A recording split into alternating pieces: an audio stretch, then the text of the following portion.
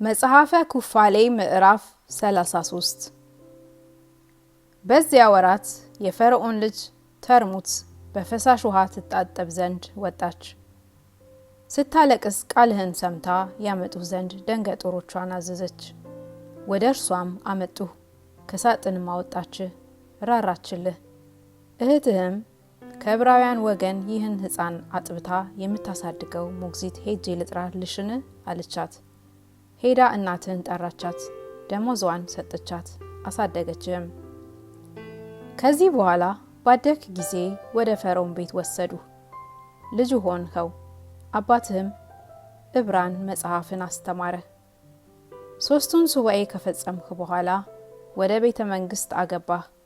ከቤተ መንግስት እስከምትወጣበት ወራት ድረስ 3 የዘመን ሱባኤ በቤተ መንግስት ኖርህ።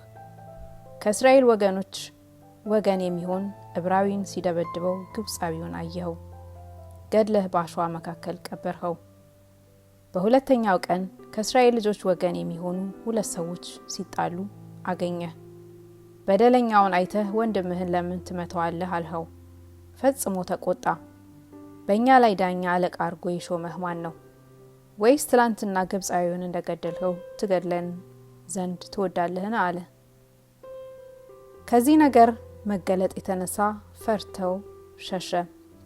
በ49ኛው ኢዮቤልዩ በ3ኛው ሱባኤ በ6ኛው ዓመት በዚያ ሄደህ 6 ሱባኤ 1 ዓመት ተቀመጥህ።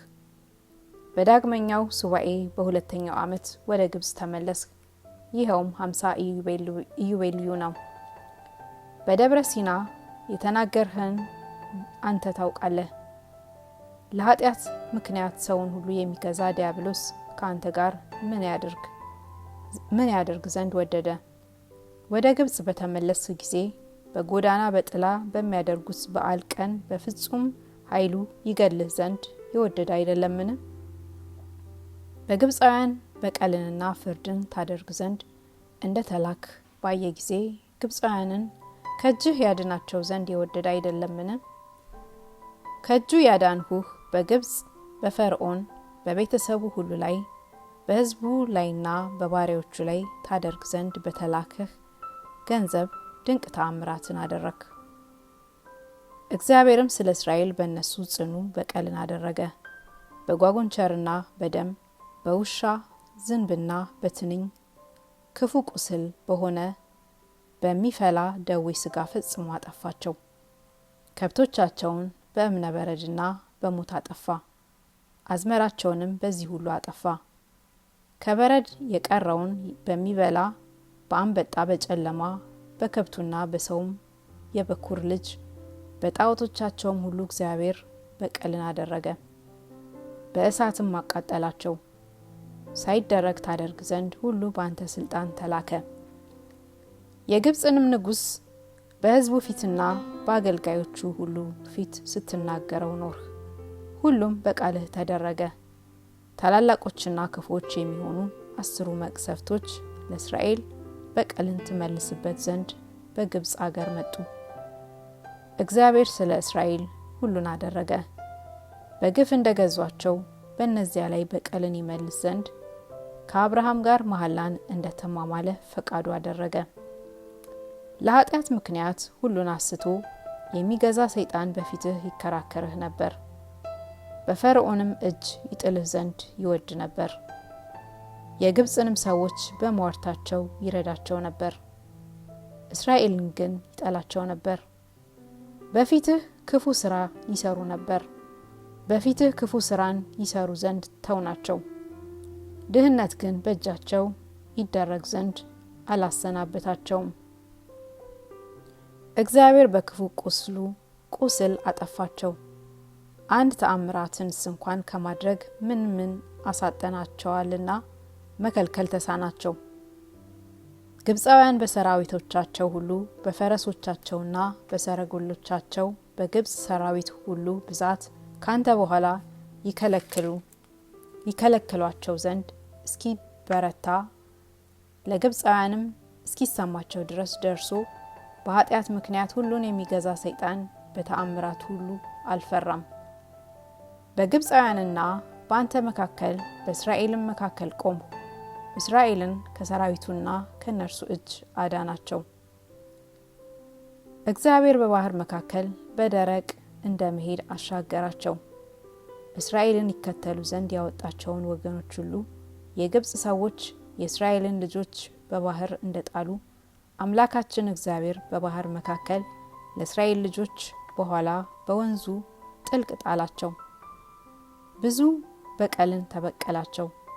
ከእስራኤል ልጆች ወገን በፈሳሽ መካከል ስለጣሉት ስለሚጠባ ስለ አንዱ ልጅ ፋንታ 1000 የሚሆኑ አርበኞች በ3 ወገንም የሚመካከቱ ሰዎች ጠፉ። በ14ኛው በ15ኛው በ16ኛውና በ17ኛው በ18ኛው ቀን በኃጢአት ምክንያት ሰውን አስቶ የሚገዛ ሰይጣን እንዳይጥላቸው ከእስራኤል ልጆች ጋር ታስሮ ተግዞ ነበር። በ19ኛው ቀን ግን የግብጽን ሰዎች ይፈርዷቸው ዘንድ የእስራኤልንም ልጆች ይከተሉ ዘንድ አሰናበታቸው። ልቡናቸውንም አጸና፣ አበረታቸው። ግብጻውያንንም ያጠፋቸው ዘንድ በባህርም መካከል ይጥላቸው ዘንድ ከአምላካችን ከእግዚአብሔር ዘንድ ታዘው ተበረታቱ። ከግብጽ ሰዎች ልብስንና ገንዘብን፣ የወርቁን መሳሪያንና የብሩን መሳሪያ፣ የእነርሱንም መሳሪያ በሚዋሱባት ቀን የእስራኤልን ልጆች እንዳይጣላቸው በግፍ ስለገዟቸው ፋንታ ይማርኳቸው ዘንድ በ14ኛው ቀን አሰር ነው። የእስራኤልን ልጆች ከግብጽ ባዷቸውን አላወጣናቸውም። መጀመሪያ ወር በባተ በ14ኛው ቀን ገና ሳይመሽ ትሰዋው ዘንድ በ15ኛው ቀን ማታ ፀሐይ ከሚገባበት ጊዜ ጀምሮ ሌሊት ይበሉት ዘንድ እግዚአብሔር ስለ ፋሲካው ያዘዘውን ትእዛዝ አስብ። ይህች ሌሊት የበዓል መጀመሪያ ናትና የመስዋዕትም መጀመሪያ ናትና አስብ። እናንተም በግብጽ የፋሲካ በዓል አድርጋችሁ ትበሉ ዘንድ ትቀመጣላችሁ። የዲያብሎስ ሰራዊት ሁሉ በግብጽ አገር ከፈርዖን በኩር ልጅ ጀምሮ ተማርካ ሄዳ በወፍጮ ስር ሆና እስከምታገለግል ባሪያ ድረስ የበኩር ልጁን ይገድል ዘንድ ከብቱንም ሁሉ ያጠፋ ዘንድ ተላከ። እግዚአብሔር የሰጣቸው ምልክት ይህች ናት። በበሩ የደም ምልክት አለና በቤት ያሉ ሰዎች ሁሉ ይድኑ ዘንድ ሰራዊት አልፈው ይሄዳሉ እንጂ ዓመት የሆነውን የበግ ደም በቤቱ በር ወዳዩበት ቤት ለመግደል እንዳይገቡ የሰጣቸው ምልክት ይህች ናት።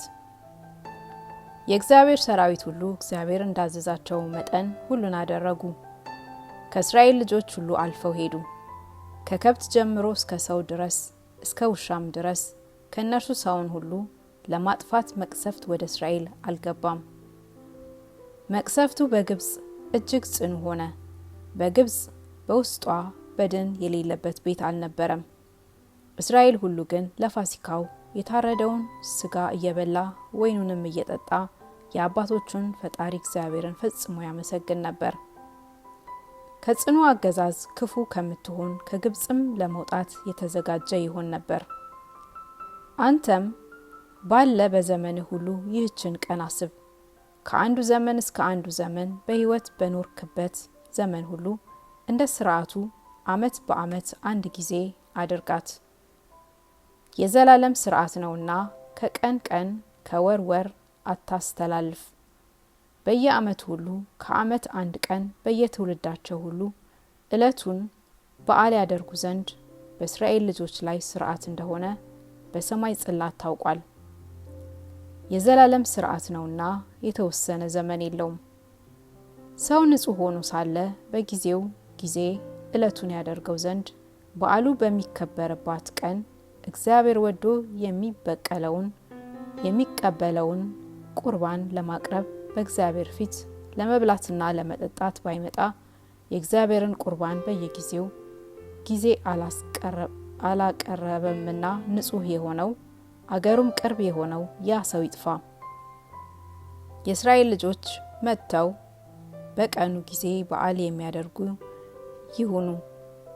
ይሆኑ ዘንድ ያ ሰው ለራሱ የኃጢአቱን ፍዳ ይቀበላል። ቀኑ 2 እጅ ለብርሃን 3ኛው እጅ ለጨለማ ተሰጥቷልና በመጀመሪያ ወር በባተ በ14ኛው ቀን በምሽቱ መካከል ከቀኑ መጨረሻ ከ3ኛው ሰዓት ጀምሮ እስከ ሌሊቱ 3ኛ ሰዓት ድረስ ከቀኑ በሁለት እጅ በጊዜው ጊዜ በዓል ያደርጉ። በምሽት መካከል በዓል ታደርግ ዘንድ እግዚአብሔር ያዘዘው ሥርዓት ይህ ነው። የሚሰዋበትም በምሽቱ ፍጻሜ ጊዜ ይሁን እንጂ በብርሃኑ ጊዜ ሁሉ አይሁን። እስከ ሌሊቱ ማግስት ድረስ ማታ ጊዜ ይብሉት። ከሌሊቱ ማግስት ከዚያም በኋላ የተረፈውን ስጋ ሁሉ በእሳት ያቃጥሉት።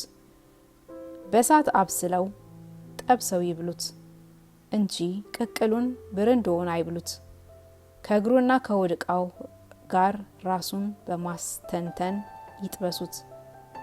ከእስራኤል ልጆች ምን የሚጠፋ ሰውነት የለምና ከእርሱ ምን የሚሰበር አጥንት አይኑር። ስለዚህ ነገር በጊዜው ጊዜ ፋሲካን ያደርጉ ዘንድ እግዚአብሔር የእስራኤልን ልጆች አዘዛቸው። ከእርሱም ምንም አጥንት መሰበር አይኑር። በዓል የሚደረግበት ቀን ናትና በዓል ሊያደርጉባት የታዘዘችም ቀን ናትና በዓል የሚደረግባት ቀን ስለሆነች ከእርሱ ከቀን ወደ ቀን ከወር ወደ ወር መተላለፍ የለምና